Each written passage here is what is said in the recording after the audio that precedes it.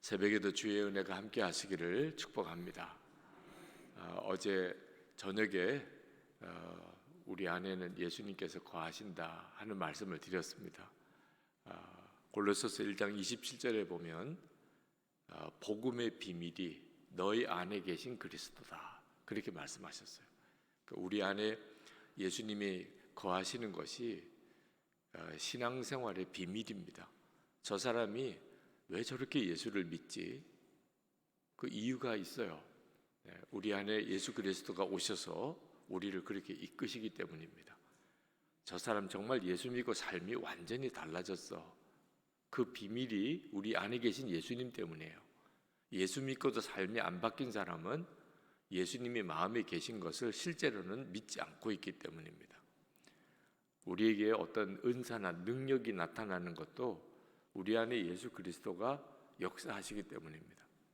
오늘 새벽에 우리 안에 계신 예수 그리스도에 대한 놀라운 확증이 여러분에게 있기를 축복합니다. 믿어야지 하는 거하고 믿어지는 것은 완전히 다릅니다. 예수님이 내 마음에 계시다고 믿어야지. 그것도 귀한 일이긴 한데 아직까지는 역사가 안 나타납니다. 믿어야지. 내 안에 계시다고 믿고 살아야지. 아직까지는 역사가 안 나타나요. 왜냐하면 믿음은 아니니까. 믿어야지 하는 건 믿음은 아니에요. 근데 믿어지면 완전히 달라집니다. 내 안에 계시구나, 이게 믿어지면. 오늘 새벽에 그게 믿어지는 은혜가 여러분에게 있게 될 것입니다. 제가 그렇게 단정해서 말씀드릴 수 있는 것은 제가 그렇게 체험했기 때문이고 너무 분명한 증거가 있기 때문이에요. 오늘 고린도후서 13장 5절 말씀에 보면 확증하라, 너 스스로 확증하라. 그 말은 믿어졌느냐 이걸 묻는 거예요. 뭘 도대체 확증하라고 했느냐? 예수 그리스도께서 너희 안에 계신 줄을 스스로 알지 못하느냐, 그거예요. 사도 바울이 고린도 교인들에게 너희들 스스로 모르느냐, 정말 예수님이 너희 안에 계신 것을 스스로 모르느냐, 전해 주어서 아는 거. 목사님이 설교 중에 예수님이 내 안에 계시다고 그러더라. 그건 아직까지 능력 있는 믿음이 아니에요. 계시네. 내 안에 계시네. 야, 정말 내 안에 계시네. 이게 확증하는 겁니다. 사도 바울이 그렇게 하라고 권했어요. 그렇지 않으면 너희가 버림받은 자들. 예수님이 내 안에 계신 것이 스스로 이렇게 믿어지지 않은 사람은 버림받은 사람이에요. 아직까지 그는 진짜 구원받은 사람이 아닙니다. 제가 예수님이 제 안에 계시다는 말씀을 처음 들은 것이 고등학교 2학년 때예요. 저는 아버님이 목사님이셨으니까 어릴 때부터 교회를 다녔죠. 그런데 저는 교회 다니는 것이 예수 믿는 건 줄 알았어요. 교회 절에 다닌다, 교회 다닌다, 보통 그렇게 말하죠. 저 친구는 절에 다녀, 우리는 교회 다니는 사람이야. 그래서 저는 예수 믿는 것은 교회 다니는 게 예수 믿는 거다, 그렇게 생각했어요. 그런데 고등부, 중고등부 설교 시간에 전도사님이 설교하시기를 모든 예수 믿는 사람 안에는 예수님이 계시다는 거예요.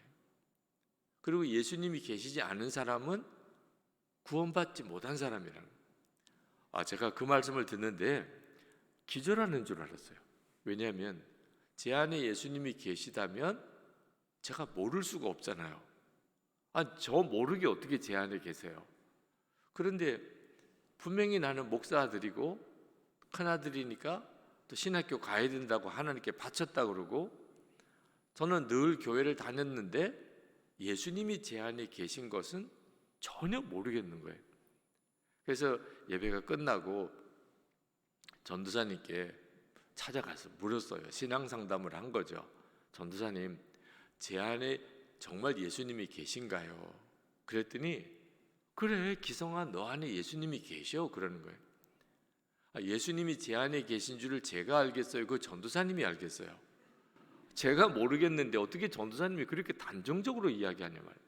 그래서 제가 전도사님께 전도사님 제 안에는 안 계신 것 같습니다. 제 안에 계시면 제가 모를 리가 없지요. 그랬어야 되는데 그 말을 하기가 엄청 두려운 거예요. 다른 문제도 아니고 구원 받았냐 못 받았냐가 결정되는 거예요.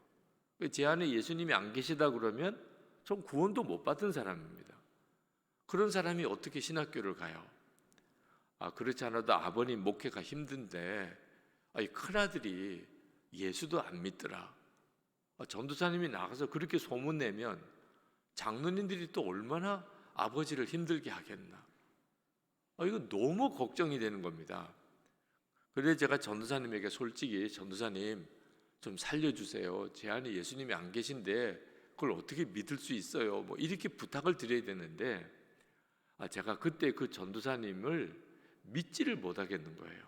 왜냐하면 그 전도사님이 설교할 때 보면 자기도 모르는 걸 막 설교할 때가 있더라고요. 들어보면 알잖아요. 이분이 알고 지금 설교하는지 자기도 모르는 것 같아.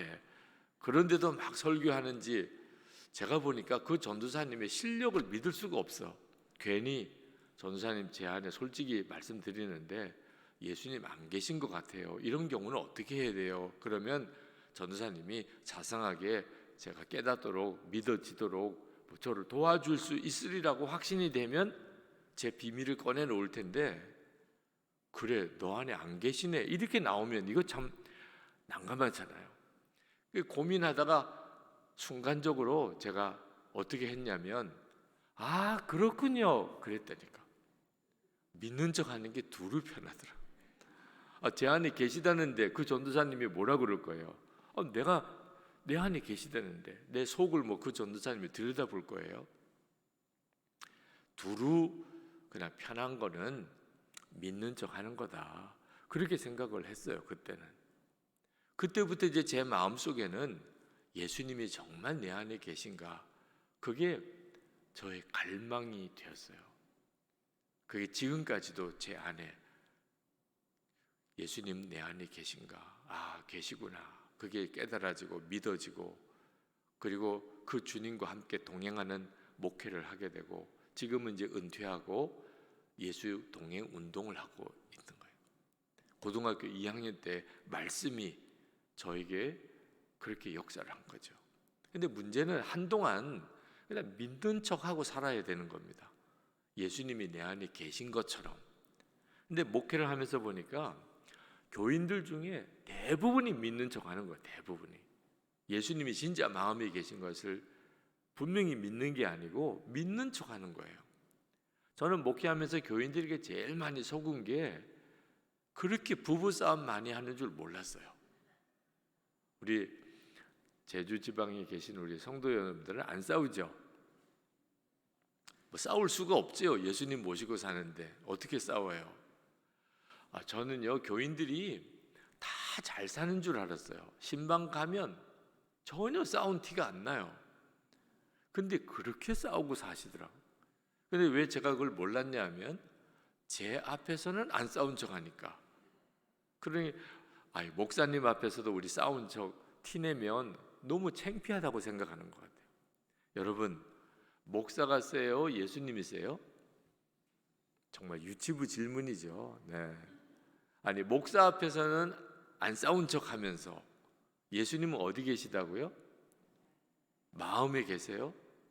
예수님 앞에서는 계속 싸워요? 예수님을 마음에 모시고 산다면서 어떻게 부부싸움이 돼요? 부부싸움이 되는 사람은 예수님은 실제로 믿는 게 아니에요. 예수님을 정말 모시고 사는 게 믿어지면 더 이상 싸워지지도 않아요. 주님 모시고 사는데 어떻게 남편과 아내 사이에 싸울 일이 생기겠어요? 은밀한 죄도 마찬가지예요. 여러분 예수님을 마음에 모시고 살면 은밀한 죄가 없어져요. 없어지는 게 아니고 은밀한 죄를 짓지를 못해요. 예수님이 내 마음에 계신데.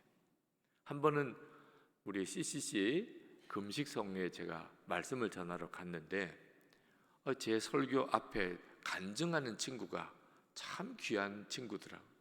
그 대학 생활에 순장으로서 그 대학 자기 후배들 전도하고 그렇게 모임을 잘 이끌어가는 그런 간증을 하더라고요. 야, 참 귀하다. 벌써 대학생 때부터 저렇게 주의 종으로 이렇게 헌신하니 큰 하나님의 일꾼이 되겠구나. 뭐 그런 생각이 들었어요. 제가 말씀을 그 다음에 이어나가서 전했는데, 말씀의 핵심은 우리 안에 계신 예수님에 대하여 전했습니다. 그리고 이제 끝나고 저는 이제 강사로 이제 나오는데 그 친구가 쫓아 나와요. 목사님 하고 부르더라고. 그래서 뒤돌아보니까 그 간증했던 그 친구예요. 그렇지 않아도 참 너무 귀하게 여겨서 참 반갑더라고. 제가 가니까 인사하러 나왔구나 그렇게 생각이 들었는데, 상담을 하겠다는 거예요. 목사님, 오늘 설교 중에 예수님이 늘 우리 안에 계시다고 그러셨죠. 그랬다는 거예요. 아니, 내가 하나님 기뻐하지 않는 생활을 할 때도 내 안에 계신 건가요? 그러더라고요. 그래서 제가 그래, 예수님은 우리 안에 오셔서 언제나 같이 계셔. 그랬더니 그 아이가 울어요. 자기는 정말 몰랐다는 거예요. 자기가 만약에 하나님이 기뻐하지 않는 어떤 일을 하거나 그런 곳에 가거나 그러면 예수님은 자기를 잠깐 떠나는 줄 알았대요. 그래서 언제나 주님, 제게 다시 오세요. 주님, 사모합니다. 주님, 오늘 저를 만나주세요. 뭐 그렇게 기도를 했대요. 그런데 자기가 너무너무 부끄러운 짓을 하고 너무 은밀한 죄를 지을 때도 예수님은 그러면 제 안에 계신 건가요? 정말 그랬던 건가요? 그러면서 막 너무너무 울어요. 몰랐다는 거예요, 자기는. 자기가 그런 죄를 지을 때 예수님이 자기 안에 있는 것을 자기는 정말 몰랐다. 너무너무 많은 성도들이 예수님을 모시고 살면서도 말할 수 없이 부끄러운 죄, 부끄러운 말 그렇게 하고 살아요. 모르니까 그런 거예요. 예수님이 막. 그러니까 예수님을 완전히 무시하고 사는 거예요. 예수님을 영접은 했는데 완전히 무시하고 사는 거예요. 이거 심각한 문제죠. 그러므로 예수님이 정말 내 안에 계신지 확실히 알게 되는 일이 너무 중요해요. 오늘 새벽에 여러분들이 확실히 알게 되는 역사가 있기를 축복합니다. 근데 저는 체험을 통해서 예수님이 제 안에 계신 것을 알려고 했어요. 예수님이 내 안에 계시면 느껴져야 되잖아요. 그죠? 내 안에 계시면 어딘가에 계시면 여기 계신가? 여기 계신가? 뭐 이렇게 잡히고 뭐 느껴지고 예수님이 내 안에 계신 게 이렇게 느껴지네. 그래야 확신을 가질 거 아니에요. 그래서 항상 그런 어떤 주님을 만나는 체험, 주님을 이렇게 내 안에 계신 게 느껴지는 체험을 하기를 원했어요. 많은 성도들이 지금도 그러고 있어요. 한 번은 어느 은퇴하신 장로님이 저에게 메일을 보내셨어요. 우리 감리교회 장로님이신데 은퇴를 하셔요. 교장 선생님으로 계시다가 이제 학교에서도 은퇴하고 장로직도 이제 은퇴를 하시고. 근데 그 장로님이 저에게 메일을 보내신 이유가 맨 마지막에 나와요. 목사님, 그런데 제가 고민이 하나 있습니다. 예수님이 정말 내 안에 계신 것을 잘 모르겠습니다. 깜짝 놀랐어요. 평생을 교회 장로님으로 그렇게 열심히 교회를 잘 섬겼고 전도도 열심히 하고, 그런데 이제 은퇴하고 죽을 날이 가까운데, 그래서 담임 목사님한테는 질문을 못하고, 그 담임 목사님도 얼마나 기가 막히겠어요. 이게 저에게 주소를 어떻게 아시고는 질문을 하신 거예요. 목사님, 제 안에 예수님이 계시다는 걸 아직 잘 모르겠습니다. 하나님 앞에 기도하고 있습니다. 제 안에 주님이 계신 걸 알게 해달라고. 얼마나 많은 성도들이 예수님이 내 안에 계신 것을 이렇게 느껴져야 알고 체험을 통해서 알려고 그러니까 평생을 방황하는 겁니다. 그러면 예수님이 내 안에 계신 것을 어떻게 확실히 믿을 수 있을까요? 말씀을 통해서 알게 돼요. 말씀을 통해서 알면 의심이 싹 다 사라져요. 체험을 통해서 알면요, 오늘은 나와 같이 계신 것 같고, 그리고 내일 아침에는 안 계신 것 같고, 느낌이나 체험을 의존하면 항상 나와 같이 계시다는 확신이 안 들어요. 여러분이 이렇게 부흥에 참석하면 계신 것 같고, 그리고 부흥회 끝나고 집에 가면 뭐 난리도 아니죠. 뭐 애들도 그렇고 뭐 믿지 않는 남편이 있을 수도 있고, 그러면 집에 가서는 안 계신 것 같고, 이게 문제인 거예요. 집에서나 아침에서나 밤에나 직장 가서나 뭐 예수 안 믿는 사람들과 만나서 식사를 하거나 언제나 나와 같이 계시다. 이거 어떻게 믿을 수 있죠? 말씀으로 확인을 해야 되는 거예요. 제가 예수님이 늘 저와 함께 계시다는 것을 강하게 확신하게 된, 조금도 의심이 없이 확신하게 된 것이 고린도전서 13장 12장 3절 말씀 때문입니다. 고린도전서 12장 3절 말씀이 이렇습니다. 그러므로 내가 너에게 알리노니 하나님의 영으로 말하는 자는 누구든지 예수를 저주할 자라 하지 아니하고, 또 성령으로 아니하고는 누구든지 예수를 주시라 할 수 없느니라. 자, 여러분, 예수님이 여러분 안에 계신지 안 계신지는 성령께서 여러분 안에 들어오셔서 역사하시는지를 알면 돼요. 그 성령님, 우리 안에 오실 수 있는 하나님은 성령님이십니다. 그런데 그 성령님이 하시는 가장 큰 일이 뭐냐면 예수님을 바라보게 하는 거예요. 예수님을 믿게 하고 바라보게 하는 거예요.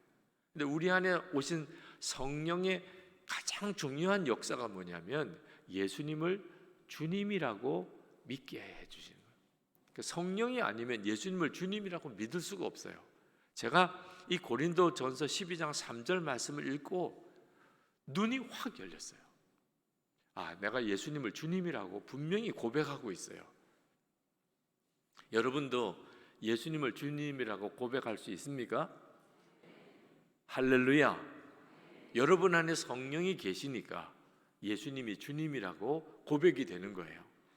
근데 예수님을 주님이라고 믿지 못하는 사람이 제주도에 얼마나 많습니까? 그 사람들은 왜 안 믿죠? 성령님이 그 사람 속에 계시지 않으니까. 그러니까 예수님에 대해서는 수도 없이 들어봤어요. 뭐 세대 3대 성인의 한 사람이라고도 학교에서 배웠고, 근데 예수님을 주님이라고 믿지는 못해요. 왜? 성령님이 안 계시니까. 그런데 나는 믿어요. 이건 얼마나 놀라워요. 예전에는 이런 부흥회를 인도하러 가면 늘 기도가, 주님, 저와 함께 해주세요. 오늘 말씀을 전해야 되는데 주님, 제게 역사해 주세요. 그렇게 기도를 했어요. 예수님을 이제 초청하는 거죠. 그런데 지금은 달라요. 지금은 주님이 이미 내 안에 계신 것이 너무 분명하니까 제가 예수님을 주님이라고 분명히 믿고 있어요. 주님 감사합니다. 주님도 오늘 친히 저를 통해서 말하실 줄 믿습니다. 기도가 완전히 달라요. 주님 오세요라고 기도하는 거하고, 주님 저와 같이 계시니 감사합니다. 믿어지면 기도가 그렇게 바뀌어요. 제가 어디 신방을 갈 때 죽을 병이 걸린 사람이 있어요. 이거 뭐 영락 없이 죽어요. 근데 신방 가서 제가 믿음으로 기도를 해야 되는데 눈에 보기에 뻔히 죽을 것 같아요. 그럼 어떻게 믿음으로 기도해요? 전에는 믿음을 주세요. 그렇게 기도해요. 근데 지금은 달라요. 여전히 저와 함께 계시고 그 환자 안에도 계신 것을 아니까, 그러니까 주님 찬송합니다. 우리가 지금 병은 위중한 병이지만 우리 안에 주님이 계시니 찬송합니다. 믿음으로 기도하라 그랬잖아요. 그럼 예수님이 내 마음에 계신 게 믿어지는 게 엄청난 역사예요. 오늘도 여러분, 주님이 여러분 안에 계신 증거가 여러분에게 있습니다. 예수님을 주님이라고 부르는 거. 내 안에 계시구나. 또 하나가 있어요. 로마서 8장 15절 16절에 보면 이렇게 말씀하고 있어요. 로마서 8장 15절 16절. 너희는 다시 무서워하는 종의 영을 받지 아니하고 양자의 영을 받았으므로 우리가 아빠 아버지라고 부르짖느니라. 성령이 친히 우리 영과 더불어 우리가 하나님의 자녀인 것을 증언하시나니. 자, 여러분이 하나님의 자녀인지 아닌지는 뭘 보고 아느냐 하면 하나님을 아버지라고 부르느냐 하는 거예요. 오늘 새벽에 나와 기도하시는데 하나님 아버지 이렇게 불러지십니까? 이게 얼마나 놀라운 일인지 아세요? 여러분은 나이 많은 할아버지 보면 누구나 다 아버지 이렇게 부르십니까? 아니죠. 여러분의 아버지에게 아버지라고 부르죠. 그런데 여러분 하나님, 그러고는 자연히 아버지예요. 어떤 때는 하나님도 없이 그냥 아버지라고 이렇게 부를 때도 있죠. 왜 그렇죠? 여러분 안에 무서워하는 종의 영이 아니고 양자의 영, 성령이 여러분에게 임했기 때문에 하나님을 아버지라고 부르는 거예요. 여러분 귀신이 하나님을 믿을까요? 안 믿을까요? 믿어요. 귀신도 귀신같이 믿어요. 근데 우리가 믿는 하나님과 뭐가 다를까요? 귀신은 하나님을 아버지라고 못 불러요. 무서워하는 종의 영을 가지고 하나님이 무서워요. 그래서 우리가 전도할 때 귀신 들린 사람을 만나면 그 귀신이 알아요. 근데 무서워해요. 이거 엄청난 차이예요. 여러분 우리가 하나님을 믿는다고 하지만 종의 영을 가진 사람은 하나님이 무서워요. 근데 우리는 하나님을 아버지라고 그렇게 믿어져요. 어느 목사님이 청년 때 군에 갔는데 그 군 생활을 하는 게 답답하게 느껴지니까 이제 뭐 한 2년 3년을 이제 군에서 완전히 세월을 다 허송하는구나 이런 생각을 하니까 너무 안타까워서 마음에 결심을 했대요. 군 생활하는 중에 기도라도 많이 해야 되겠다. 근데 군 생활을 안 해보니까 그런 결심을 한 거지. 군 생활이 기도할 시간이 없어요. 늘 공동 생활을 같이 하니까 내무반에서 일과도 딱 짜여져 있고 훈련소에 훈련받고 자대 배치를 받았는데 이등병으로 기도를 하고 싶은데 기도를 할 수가 없는 거예요. 교회 가서 기도하겠다 그러면 고참들이 막 때리고 이거 큰일 났어요.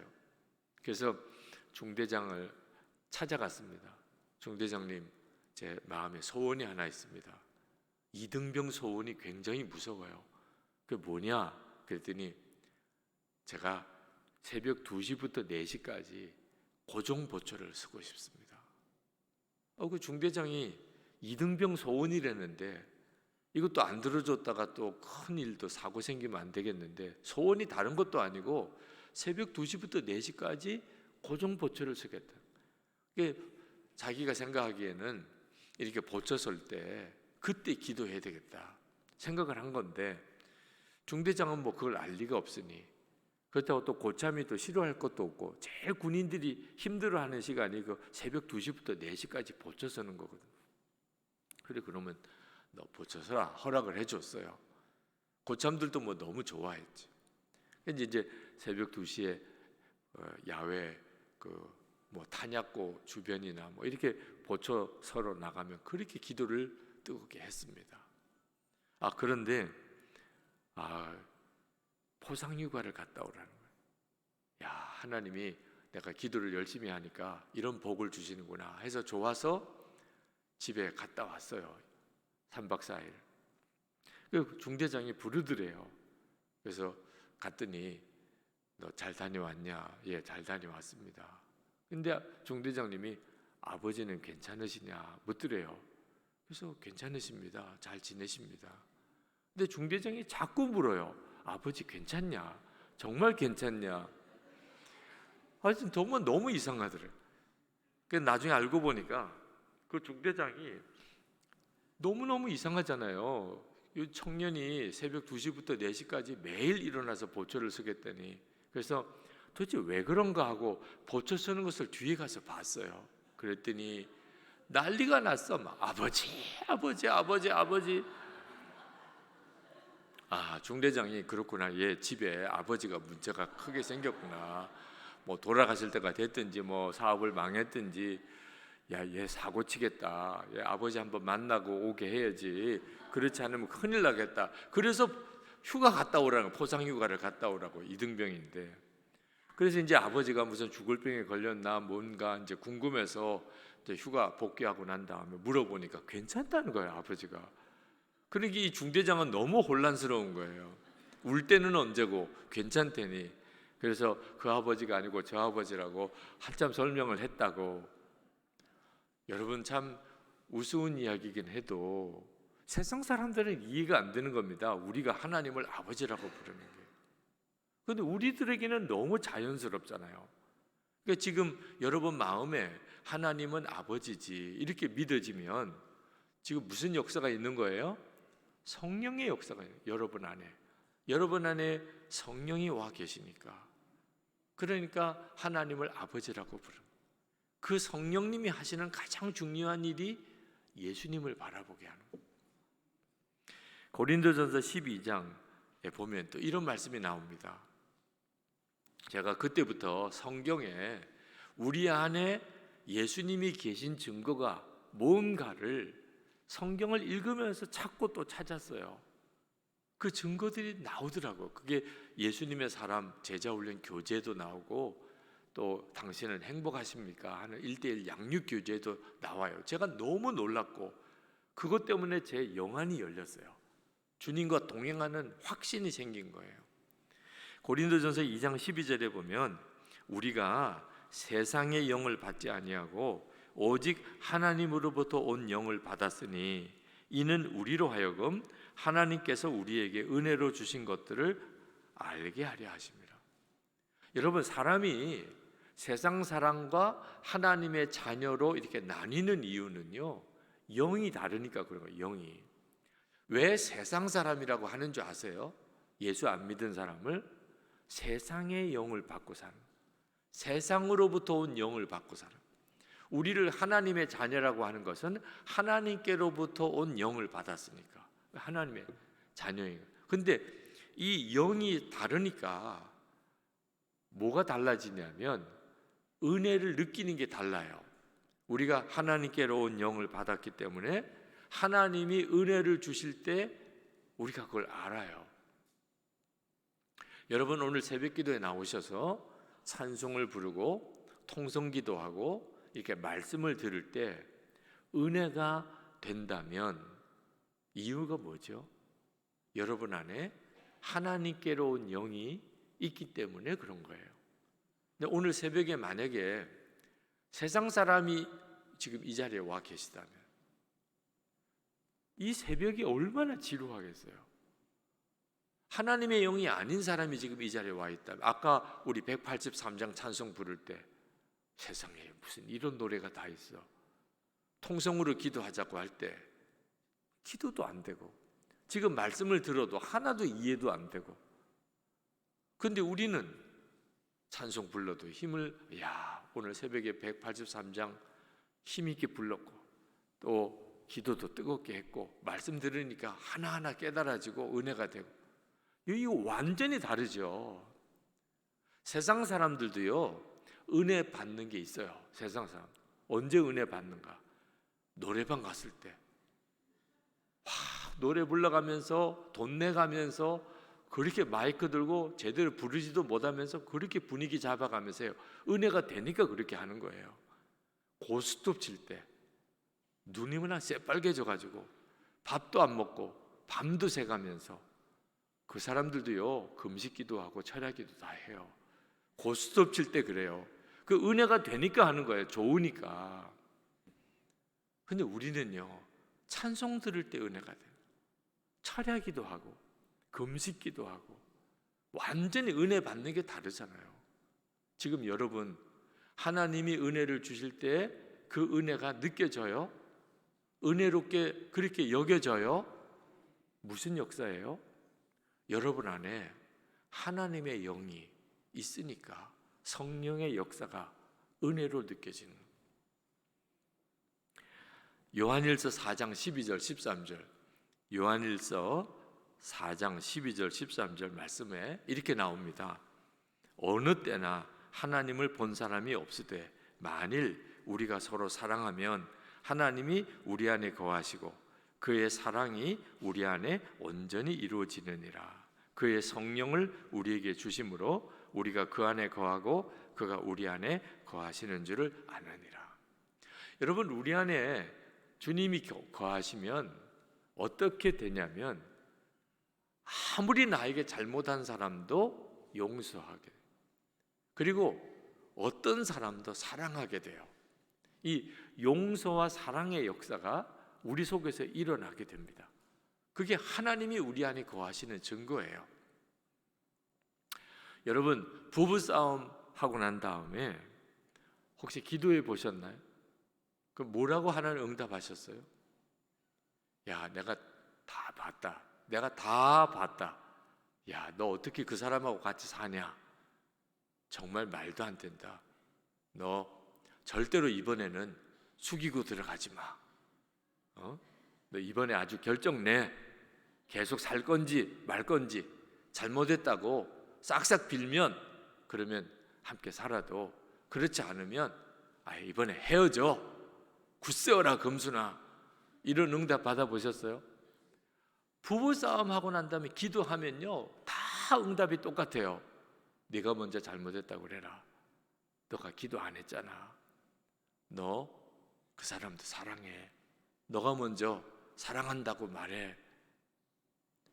그러니까 여러분, 부부싸움 하고 난 다음에 이기고 싶으면 기도하면 안 돼요. 기도하는 사람이 지는 거야. 기도하는 사람이. 경험 안 해봤어요? 회개는 누가 해요? 잘못한 사람이 회개해요? 그렇지 않아요. 회개는요 은혜 받은 사람이 하는 거예요. 은혜 받은. 여러분, 교인들끼리도 싸울 일이 있어요, 없어요? 그런 일이 왜 많이 일어나요, 교회 안에. 그런데 어떤 때는 진짜 속상하죠. 그 집사가 정말 나빠. 그런데 여러분, 끝까지 이기려면 조심해야 되는 게 있어요. 이제 예배 드리면 안 돼요. 예배 드리고 은혜 받으면 져요. 집사님, 미안해요. 내가 잘못했어요. 우리 이렇게 살면 안 되잖아요. 그렇게 예배 드리고 나갈 때 자기가 먼저 고백하게 돼요. 잘못한 것도 하나도 없는데 주님이 그렇게 하라고 하시니까. 그러면 그 집사님이 먼저 그렇게 이야기하시니까 내가 너무 부끄럽네요. 내가 더 잘못했지요. 이렇게 하는 경우는 극히 드물어요. 알았으면 됐어요. 다음엔 조심해요. 그리고 목사님한테 찾아가서 그 집사가 먼저 잘못했다고 그럽디다. 또 소문 다 내요. 또 완전 바보 돼요. 그러니까 이제 싸우고 정말 이기고 싶으면 기도하지 마요. 예배 드리면 안 돼요. 참 우스갯소리처럼 하는 이야기지만 영락없이 기도하고 예배 드리고 은혜 받으면 용서하게 되고 사랑하게 되고. 할렐루야. 여러분 다 경험한 거잖아요. 한 번은 전도 나갔는데 어느 새댁이 교회를 다녔었는데 안 나온다더라. 그래서 왜 그러냐 그랬더니 자기가 시어머니를 용서할까 봐 안 나온대. 세상에 무슨 그런 일이 다 있나 싶은데, 처음에 결혼해서 이제 새를 사는데 집 주인이 교회 열심히 있는 집사님이에요. 그러니까 그 집사님이 예수 안 믿는 이 새댁을 얼마나 전도했겠어요. 그래서 이제 집 주인도 그렇고 그러니까 교회를 따라 나갔대요. 전도 받아서. 근데 어느 날 예배를 드리는데 목사님의 설교를 듣는데 자기가 마음으로 시어머니를 막 용서하려고 하고 있더래. 이럴 수는 없어. 그러고는 그때부터 교회 안 나온대요. 결혼할 때 그 시어머니가 얼마나 자기를 힘들게 했는지 평생 복수할 거야, 이런 마음을 가지고 살았대요. 그런데 이렇게 한순간에 용서하면 안 되지. 그 다음부터는 나 교회 안 나간다. 제가 그분한테 당신이 은혜라는 걸 받은 사람이다. 그런 걸 은혜라고 하는 거다. 사람으로는 할 수 없는 걸 하나님이 하게 만들어주시는, 용서하고 사랑하는 거는 우리가 예수 믿고 받은 가장 큰 복이다. 그래서 그분을 다시 교회로 인도한 적이 있어요. 여러분 정말 정확해요. 우리 안에 하나님이 계신가 안 계신가는 뭘 보고 아냐? 용서하라, 사랑하라, 그런 마음이 내 속에 일어나는 거 보면 알아요.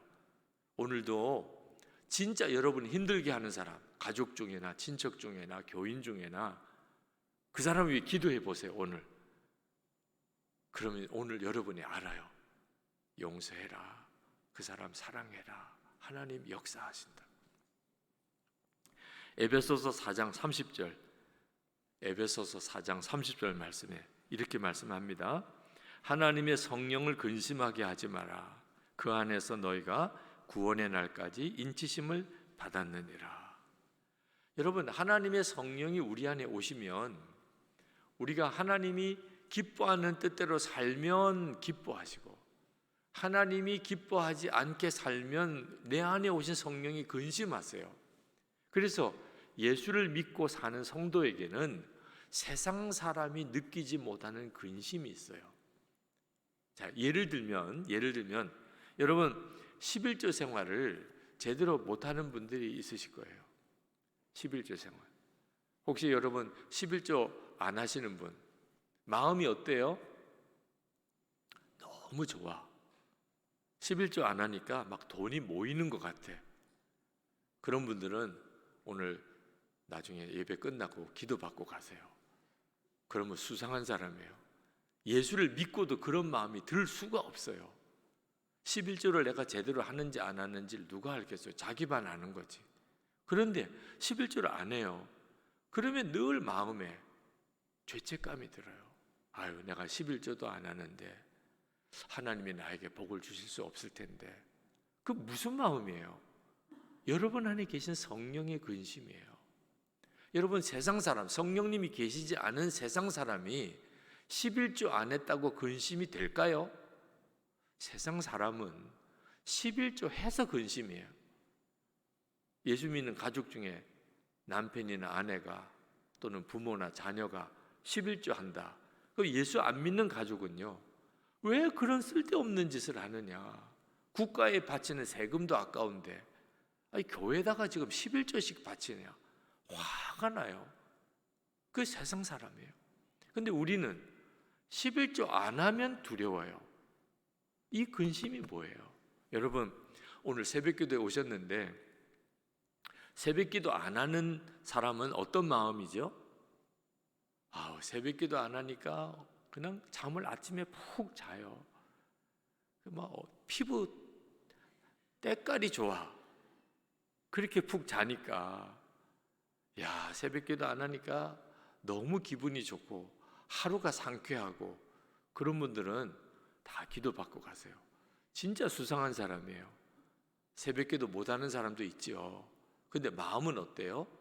마음이 무거워요. 나는 새벽기도도 못하는데 목사님 얼굴 뵙기가 늘 미안해. 왜? 새벽기도도 내가 안 하는데 내가 집사요, 권사요, 장로요. 그게 늘 수치스러워요. 이게 무슨 마음이죠? 우리 안에 계신 성령께서 근심하시는 거예요. 여러분, 주일 예배 빼먹고 온천 갔어요. 어떻게 피할 수 없는 어떤 인간관계 때문에 주일 빼먹고 온천을 갔다고 합시다. 목사님한테는 피치 못할 가족 일이 있어서 갔다고 핑계를 대고, 자, 그랬다고 합시다. 하여튼 그런데 온천 갈 때 성령님을 모신 사람과 성령님을 모시지 않은 사람은 완전히 달라요. 분위기가.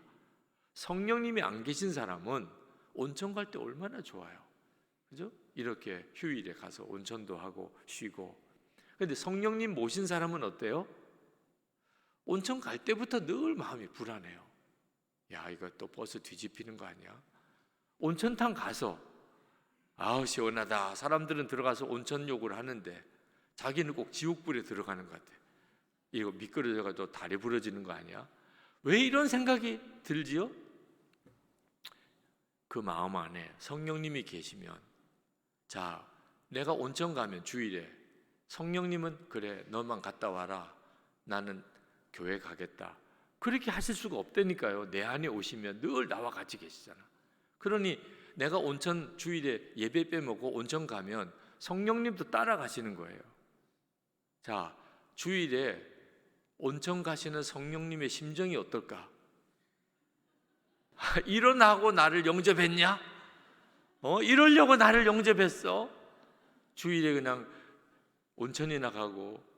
성령님께서 얼마나 근심이 돼요. 그러니까 주일에 예배 빼먹고 온천 가도 마음이 불안한 거예요. 확실히 증거가 있어요. 성령님을 모시고 사는 사람은 너무 분명해요. 성령을 근심케 하지 마라. 이 시간에 여러분 안에도 근심하시는 성령님의 역사가 있을 수 있어요. 여러분 말로 할 때 고쳐요. 아주 매를 벌어요. 매를 벌어. 성령님께서 근심을 통해서 우리를 못 붙잡으시면 어떻게 하실까? 매를 드는 거예요. 매를 벌어요. 이미 여러분 안에 성령께서 그렇게 하지 마. 너 이렇게 사는 거 내가 기뻐하지 않아. 말씀을 하실 때 돌이키시게 되길 바랍니다. 빌립보서 2장 13절. 빌립보서 2장 13절 말씀. 자, 이 말씀도 참 놀랍습니다. 너희 안에서 행하시는 이는 하나님이시니 자기의 기쁘신 뜻을 위하여 너희에게 소원을 두고 행하게 하시나니.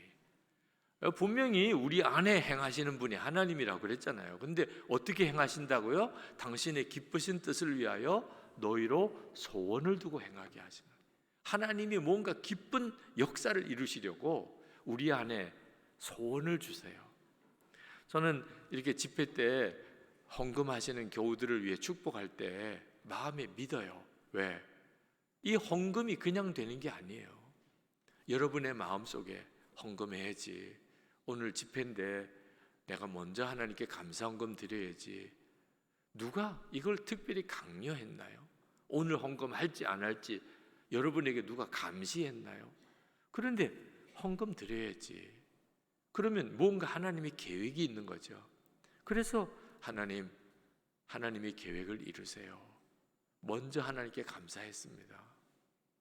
한 번은 추수감사절에 교우들에게 여러분 추수감사절 헌금을 얼마 하실지 하나님께 물어보세요. 하나님 얼마 해야 됩니까? 이번 추수감사절 물어보세요 라고 광고했는데 어느 집사님이 진짜 그렇게 했대요. 하나님 헌금 얼마 할까요? 그랬더니 하나님이 갑자기 어떤 액수를 생각나게 하시는데 너무 많은 액수가 생각나요. 그래서 그 집사님이 내가 왜 이렇게 방정맞은 생각을 하지? 그리고 고개를 둘레둘레 흔들었더니 또 깎아지더래 또. 그런 것도 간증이라고 하시네. 여러분 제가 하나님께 얼마를 헌금하면 좋겠습니까? 근데 하나님이 딱 마음에 생각을 주세요. 근데 그게 내가 좀 부담스러울 정도예요. 이게 얼마나 놀라운 하나님의 역사일까요? 마귀가 그렇게 할까요? 하나님이 무슨 뜻이 있구나. 우리가 예배당 건축을 해야 되거나 선경금을 보내야 되거나 튀르키예 지진 구제헌금을 보내야 되거나 뭐 이런 일들이 많잖아요. 그때 하나님께서 내 마음에 내가 이렇게 섬겼으면 좋겠다. 그 무슨 역사예요? 당신의 기쁘신 뜻을 위하여 너희로 소원을 두고 행하게 하시나니. 예수 믿는 성도는요 하나님의 일을 하고 싶은 소원이 있게 돼 있어요. 우리가 다 경험한 일이잖아요. 끝으로 사도행전 1장 8절 말씀을 한번 봅시다. 사도행전 1장 8절 말씀. 오직 성령이 너에게 임하시면 너희가 권능을 받고 예루살렘과 온 유대와 사마리아와 땅끝까지 이르러 내 증인이 되리라 하시니라. 아멘. 자, 성령이 임하시면 어떻게 된다고요? 증인이 되리라. 예수님을 전도하는 전도자가 될 거다. 그러니까 여러분 전도하는 마음이 여러분 안에 성령이 오셨다는 확실한 증거예요. 믿지 않는 가족이 예수 믿으면 좋겠다. 믿지 않는 친구가 예수 믿으면 좋겠다. 이 제주도에 있는 많은 제주도민들이 다 예수 믿으면 좋겠다. 북한에 있는 우리 동포들이 다 예수 믿으면 좋겠다. 이런 마음이 불신자에게 있겠어요? 그런데 솔직히 여러분 마음을 스스로 한번 점검해 보세요. 예수 안 믿는 누가 예수 믿으면 좋겠다. 이 제주도 도민들이 다 예수 믿으면 좋겠다. 여러분도 아멘입니까? 그런 마음을 도대체 누가 주신 거예요? 성령이 너에게 임하시면 내 증인이 될 거라. 제가 서울 광림교회 부목사로 있을 때 1년에 2번 총동원 전도 집회를 했어요. 그때는 전 교인들이 무조건 하여튼 주변에 예수 안 믿는 사람을 다 데리고 오는 날이에요. 그날 돈을 주고 버스를 빌린 사람도 있고 식당을 예약을 해가지고 자기 친구들 전부 다 초청해서 밥 사 먹이고 교회에 오라고 택시비까지 줘가면서 부른 사람. 하여튼 일단 무조건 교회를 데리고 오라. 그래서 주일에 10번씩 예배를 드렸어요. 초청자가 많으니까. 그날 안내를 서보면요, 너무너무 놀라워요. 그러니까 전도 한 사람을 데리고 교회에 들어오는 사람의 얼굴이요, 얼마나 밝은지, 야, 저렇게 좋을까? 싱글벙글해요. 그 자기 전도 대상자를 팔짱을 끼고 그리고 교회 들어오는데 막 자랑하고 싶기도 하고 너무 기쁘고 표정 관리가 안 될 정도. 그런데 다 그런 거 아니에요. 예배당 마당에 사람들이 나가서 그날 오기로 한 사람을 기다리는데 이 약속 시간이 됐는데 안 오는 거예요. 예배 시간은 다 돼가는데 아직도 안 오는 거예요. 그러니까 막 버스 정류장으로 택시 승차장으로 막 사람들이 자꾸 밀려 나갑니다. 곳곳에서 왔다 소리가 들려요. 그러면 봄에 막 뛰어가요. 자기 전도 대상자가 버스에서 내리고 택시에서 내리면. 근데 많은 사람은 약속은 했는데 안 오는 거예요. 자, 그러면 그 사람들 예배를 드려야 되잖아요. 그래서 우리가 나가서 이제 예배 시간이 됐습니다. 이제 여러분들이라도 예배 드리셔야 됩니다. 빨리 들어가세요. 이제 예배당 문 닫히면 여러분 바깥에서 TV 보고 예배 드려야 됩니다. 그러면 돌아와요. 제가 본당이 2층이었는데 2층에서 이제 안내를 쓰면서 어서 들어가시라고 이제 안내를 쓰는데 그때 계단에서 올라오는 교인들을 보다가 그냥 뒤돌아 섰어요. 못 보겠어요. 우는 거예요. 우는 거. 그 계단에 올라오는데 혼자 올라오는데 울고 올라오는 거예요. 그게 울 일이에요. 전도 대상자 그렇게 약속했는데 아직 도착을 안 했어. 자기만 예배드리러 돌아와야 돼. 그게 너무 아파. 애통해서 그 모습을 못 보겠더라고. 안내를 서는데 그 마음이 뭐예요? 성령께서 여러분 안에 계신 주님의 마음이에요. 여러분도 누구를 전도하려고 한번 해보세요. 다 여러분이 알게 돼요. 자, 여러분 마음을 한번 이제 확증을 하세요. 스스로 확증하라고 그랬잖아요. 예수 그리스도께서 너희 안에 계신 것을 스스로 알지 못하느냐. 아멘. 제 안에 계시군요. 나는 그동안의 신앙생활 엉망으로 한 것 같은데 여전히 내 안에 계시군요. 이것부터 분명히 알아야 돼요. 그때부터 예수 믿는 생활이 시작이 되는 거예요. 오늘 이 시간 새벽에 주님 여전히 제 안에 계시군요. 이제는 확실히 알겠습니다. 말씀으로 확인이 되니까. 그죠? 오늘 하루 종일 여러분이 예수님을 주님이라고 고백하나, 하나님을 아버지라고 불러지나, 용서와 사랑하라는 마음이 내게 있나, 하나님의 은혜가 깨달아지나, 성령의 근심을 느끼고 있나, 하나님의 일을 위한 소원이 생기나, 내가 영혼을 구원하고 싶은 마음의 소원이 있나. 그러면 예수님 내 안에 계신 거예요. 주님 이제부터는 진짜 주님과 동행하겠습니다. 그렇게 고백하고 살게 되게 축복합니다. 여러분 찬송 우리 같이 합시다. 305장 나 같은 죄인 살리신 우리 이 찬송 같이 부르시고, 그리고 우리 믿습니다, 맡깁니다, 그렇게 찬송을 함께하고 기도하겠습니다. 자유롭게 통성으로 기도하고 마칠 텐데, 여러분 기도할 때 오늘 여러분과 함께 계신 주님을 정말 찬송하고 주님 믿음을 고백하고 주님과 동행하기를 결단하는 시간을 가지시기 바랍니다.